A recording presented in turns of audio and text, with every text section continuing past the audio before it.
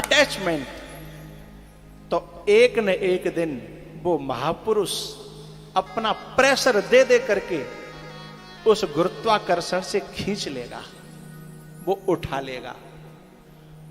और यदि वहां अटैचमेंट कम हुआ, जुड़ाव कम हुआ, खिंचाव कम हुआ, तो तुम कभी छूट जाओगे, कभी टपक जाओगे, कभी गिर जाओगे, तो फिर तुम उस ऊर्ध्व गति को प्राप्त नहीं हो पाओगे।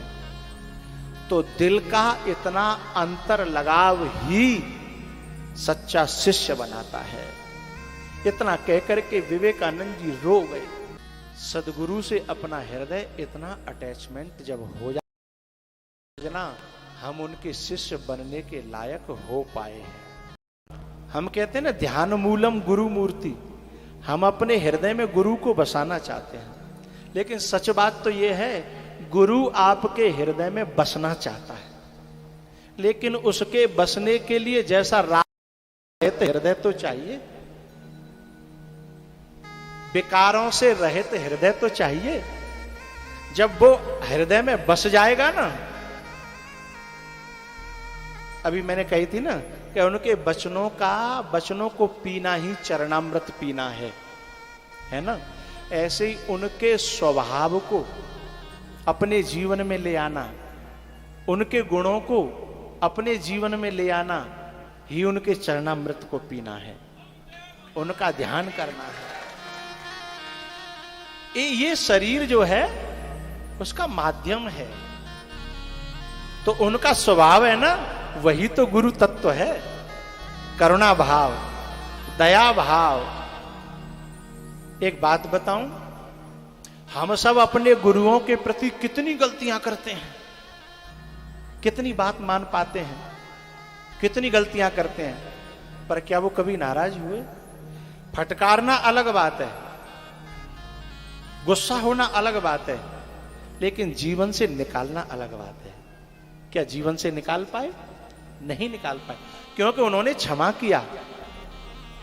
और हम किसी को एक छोटी सी बात पर 7-7 साल बीत जाते, हम क्षमा ही नहीं कर पाते। तो गुरु का क्षमा का गुण हमारे अंदर आ जाए तो समझ लो हमने गुरु का चरणामृत, गुरु हमारे अंदर उतरा है। कभी कभी तो हम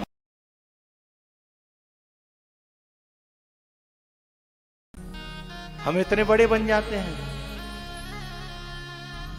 प्यारे हो, गुरु को है ना, हमेशा गुरु के चश्मा से, गुरु के दिए हुए चश्मा से। तुम संसार में रहते हो ना, हर व्यक्ति तुम्हें चश्मा पहनाना चाहता है, और हमको सब लोगों ने चश्मा ही तो पहनाया है। और संसार के चश्मा से हम संसार को देखते हैं, उसी चश्मा से कभी कभी हम गुरु को देख लेते हैं। इसलिए गुरु हमारी समझ में आता नहीं है। यदि गुरु को समझना है तो पता है, गुरु जो चश्मा दे ना, उसी चश्मा से गुरु को देखना। एक बात कहना चाहता हूं,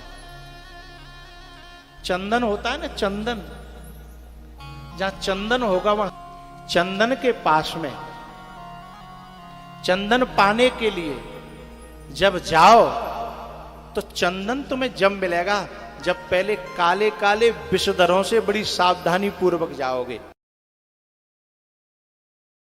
तो चंदन जहां होगा वहां विषधर जरूर होंगे। आप सब लोग गुरुओं के पास क्यों जाते हो? क्योंकि आप में संसार के संताप का ताप है, गर्मी है। उस चंदन के पास जाकर के ठंडक मिलती है।